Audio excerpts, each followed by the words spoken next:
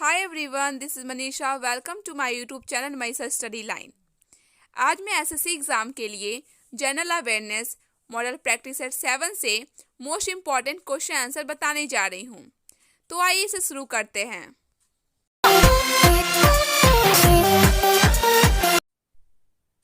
Question number first है, एक तरफ श्रीनगर और दूसरी तरफ कारगिल और लेह के बीच डैश एक महत्वपूर्ण सड़क संपर्क है। एक तरफ श्रीनगर और दूसरी तरफ कारगिल और लेह के बीच डैश एक महत्वपूर्ण सड़क संपर्क है। Option A Karatagla, option B Mulingla, option C Shipkila, option D Zojila. तो इसका आंसर होगा ऑप्शन डी जोजिला। जोजिला दर्रा हिमालय का एक प्रमुख दर्रा है। यह श्रीनगर और लेह को जोड़ता है। यह जम्मू कश्मीर राज्य में स्थित है। यह दर्रा 3528 मीटर की ऊंचाई पर स्थित है। अगला क्वेश्चन है,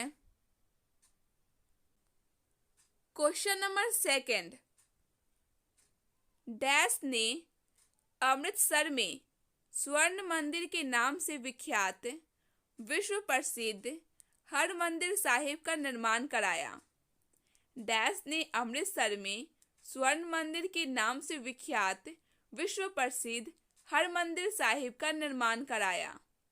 तो इसके 4 ऑप्शन दिए गए हैं। ऑप्शन ए गुरु श्री हर राय, ऑप्शन बी गुरु अर्जुन देव, ऑप्शन सी गुरु रामदास, ऑप्शन डी गुरु अंगद देव। तो इसका आंसर होगा ऑप्शन ए गुरु श्री हर राय। सिखों के 5वें गुरु अर्जुन देव ने अमृतसर में स्वर्ण मंदिर के नाम से विख्यात विश्व प्रसिद्ध हरमंदिर साहिब का निर्माण कराया। यह सिख धर्मावलंबियों का सबसे प्रमुख गुरुद्वारा है। इसे दरबार साहिब भी कहा जाता है। अगला क्वेश्चन है, क्वेश्चन नंबर थर्ड। भारतीय वायुसेना की फ्लाइंग अधिकारी डैश ने किसी रूस निर्मित MiG-21 फाइटर में अपनी पहली एकल फाइटर उड़ान भरने वाली पहली भारतीय महिला बनकर इतिहास रच दिया है। भारतीय वायुसेना की फ्लाइंग अधिकारी डैश ने किसी रूस निर्मित MiG-21 फाइटर में अपनी पहली एकल फाइटर उड़ान भरने वाली पहली भारतीय महिला बनकर इतिहास रच दिया है। तो इसके 4 ऑप्शन दिए गए हैं। Option A Avani Chaturvedi, option B Bhavna Kant, option C Anjali Gupta, option D Mohan Singh. तो इसका आंसर होगा ऑप्शन ए अवनी चतुर्वेदी। भारतीय वायुसेना की फ्लाइंग अधिकारी अवनी चतुर्वेदी ने किसी रूस निर्मित MiG-21 फाइटर में अपनी पहली एकल फाइटर उड़ान भरने वाली पहली भारतीय महिला बनकर इतिहास रच दिया है। अगला क्वेश्चन है, क्वेश्चन नंबर 4 है, अखिल भारतीय औद्योगिक उत्पादन सूचांक IIP के लिए आधारभूत वर्ष क्या है? अखिल भारतीय औद्योगिक उत्पादन सूचांक IIP के लिए आधारभूत वर्ष क्या है? ऑप्शन ए 2010 से 2011, ऑप्शन बी 2004 से 2005, ऑप्शन सी 2005 से 2006, ऑप्शन डी 2011 से 2012। तो इसका आंसर होगा ऑप्शन डी 2011 से 2012। अखिल भारतीय औद्योगिक उत्पादन सूचांक IIP की गणना के लिए आधार वित्त वर्ष 2011 से 2012 है। अगला क्वेश्चन है, क्वेश्चन नंबर 5 है, कुतुब मीनार का नाम सूफी संत डैश के नाम पर रखा गया था। तो इसके 4 ऑप्शन दिए गए हैं। Option A Qutubuddin Aibak, option B Alauddin Sabir Kaliyari, option C Sayyid Waheed Ashraf, option D Khwaja Qutubuddin Bakhtiyar Kaki. तो इसका आंसर होगा ऑप्शन डी ख्वाजा कुतुबुद्दीन बख्तियार काकी। कुतुब मीनार का नाम सूफी संत ख्वाजा कुतुबुद्दीन बख्तियार काकी के नाम पर रखा गया है। इसका निर्माण कुतुबुद्दीन ऐबक ने प्रारंभ कराया था। अगला क्वेश्चन है, क्वेश्चन नंबर 6, लोकसभा में नामित सदस्यों की अधिकतम संख्या कितनी होती है? लोकसभा में नामित सदस्यों की अधिकतम संख्या कितनी होती है? Option A 1, option B 2, option C 3, option D 4। तो इसका आंसर होगा ऑप्शन बी 2। लोकसभा में नामित सदस्यों की अधिकतम संख्या 2 होती है। ये 2 नामित सदस्य एंग्लो इंडियन समुदाय से होते हैं। अगला क्वेश्चन है, क्वेश्चन नंबर 7, कृष्णा नदी पर अलमट्टी बांध किन राज्यों के बीच विवाद का विषय था? कृष्णा नदी पर अलमट्टी बांध किन राज्यों के बीच विवाद का विषय था? ऑप्शन ए कर्नाटक और गोवा, ऑप्शन बी आंध्र प्रदेश और तमिलनाडु, ऑप्शन सी कर्नाटक और आंध्र प्रदेश, ऑप्शन डी कर्नाटक और तमिलनाडु।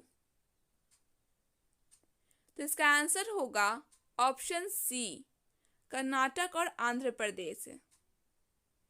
अलमट्टी बांध कृष्णा नदी पर निर्मित है। इस बांध को लेकर विवाद कर्नाटक और आंध्र प्रदेश राज्यों के बीच है। अगला क्वेश्चन है, क्वेश्चन नंबर 8 है, एशियाई खेल जिसे एशियाड नाम से भी जाना जाता है, प्रत्येक डैश वर्ष में आयोजित की जाने वाली एशिया भर के एथलीटों के बीच एक बहु खेलकूद प्रतियोगिता है। तो इसके 4 ऑप्शन दिए गए हैं। Option A 4, option B 3, option C 5, option D 6। तो इसका आंसर होगा ऑप्शन ए 4। एशियाई खेल जिसे एशियाड नाम से भी जाना जाता है, प्रत्येक 4 वर्ष में आयोजित की जाने वाली एशियाई भर के एथलीटों के बीच एक बहु खेलकूद प्रतियोगिता है। प्रथम एशियाई खेल 1951 ईस्वी में भारत में हुआ था। अगला क्वेश्चन है, क्वेश्चन नंबर 9 है, मीथेन गैस को पृथक करने वाला पहला व्यक्ति कौन था? मीथेन गैस को पृथक करने वाला पहला व्यक्ति कौन था जिसने पाया कि हवा के साथ मिश्रित मीथेन को बिजली की चिंगारी से विस्फोट किया जा सकता है? इसके 4 ऑप्शन दिए गए हैं।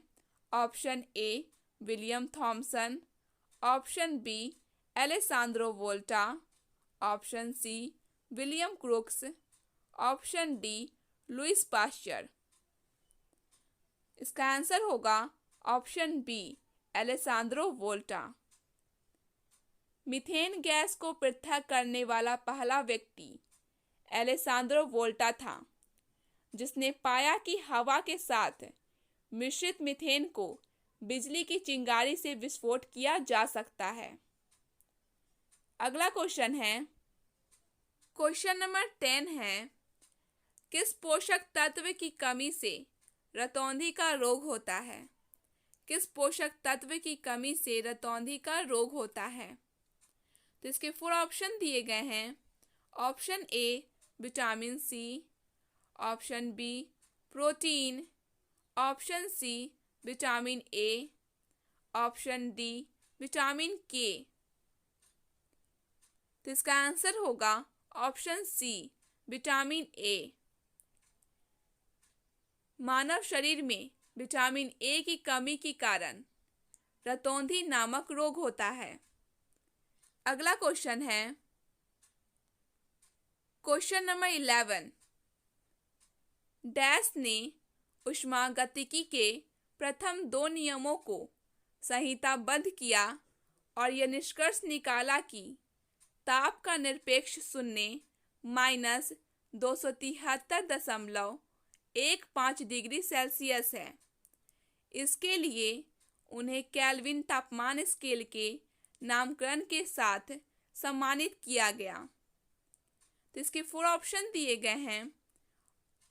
Option A Robert Hooke, option B William Crookes, option C William Thomson, option D Luis Alvarez.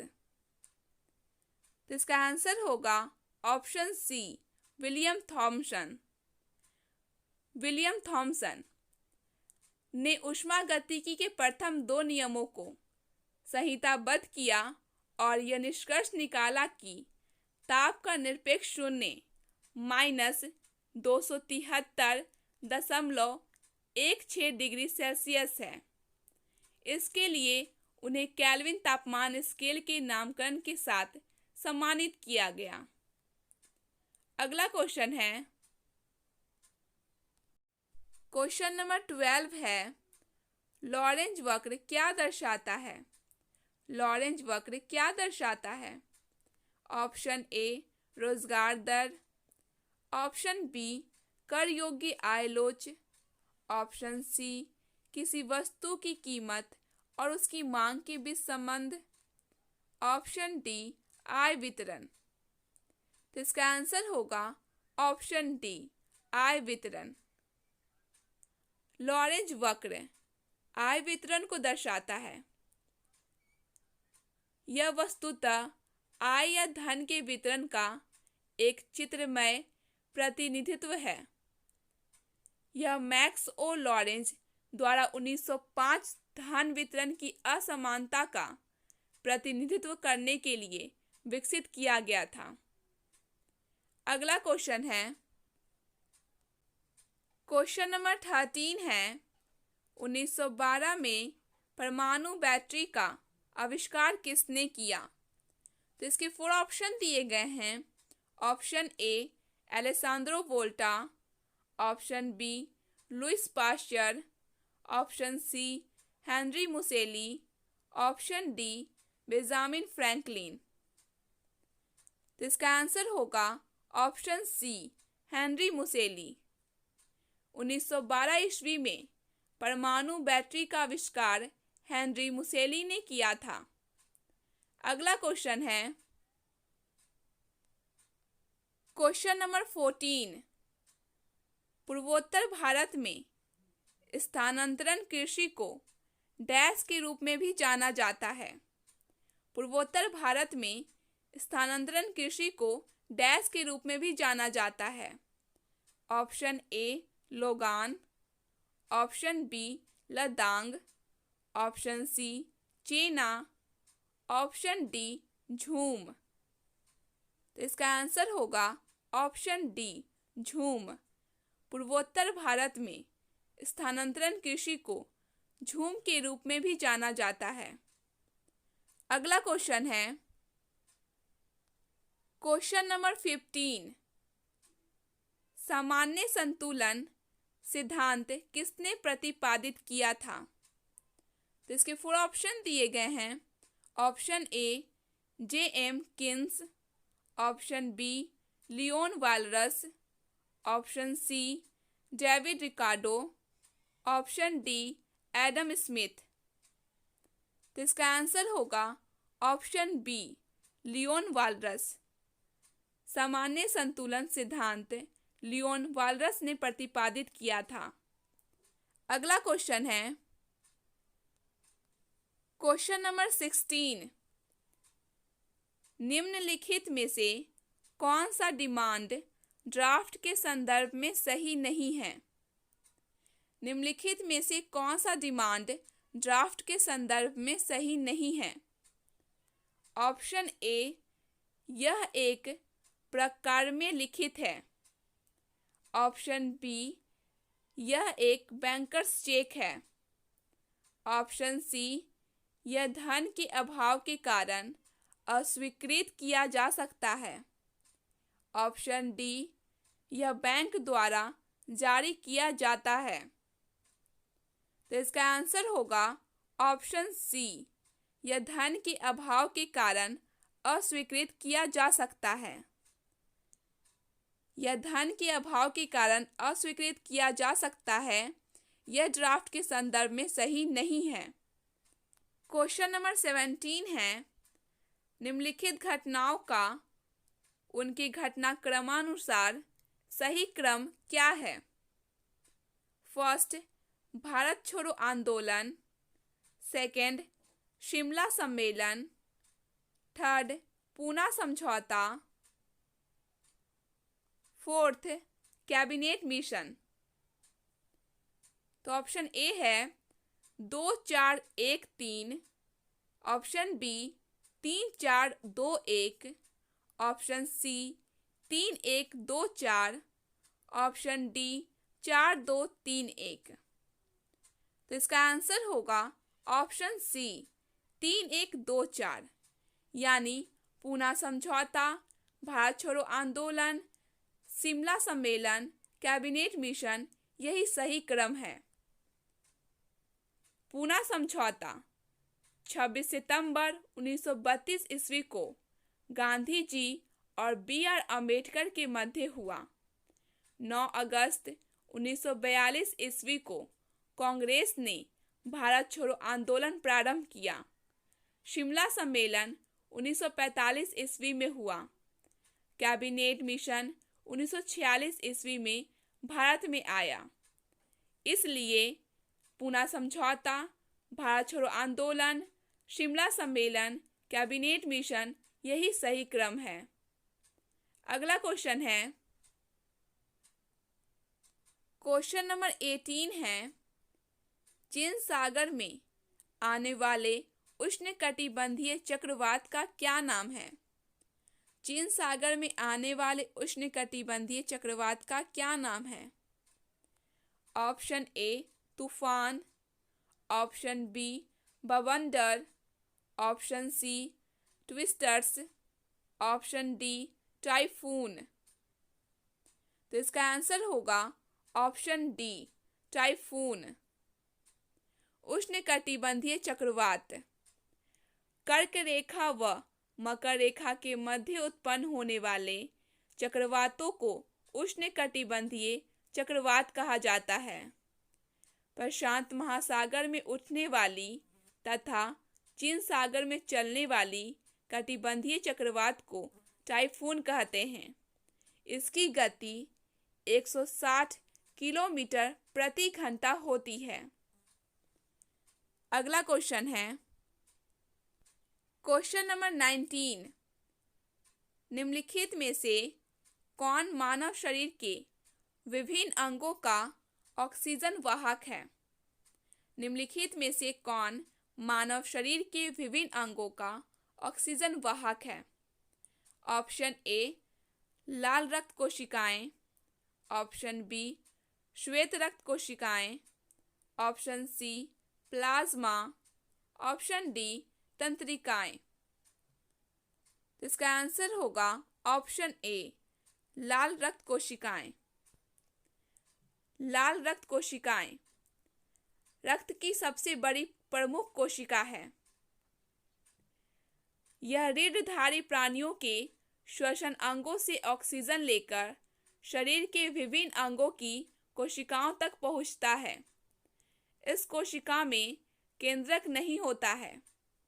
इसकी औसत आयु 120 दिन का होता है। इसमें हीमोग्लोबिन नामक प्रोटीन पाया जाता है। लाल रक्त कोशिका का निर्माण अस्थि मज्जा में होता है। अगला क्वेश्चन है क्वेश्चन नंबर 20। जब प्रकाश किसी किनारे या किसी दरार से गुजरती है तो डैश की वजह से वंकित हो जाती है। ऑप्शन ए प्रतिबिंब, ऑप्शन बी अपवर्तन, ऑप्शन सी विवर्तन, ऑप्शन डी पूर्ण आंतरिक प्रतिबिंब। तो इसका आंसर होगा ऑप्शन सी विवर्तन।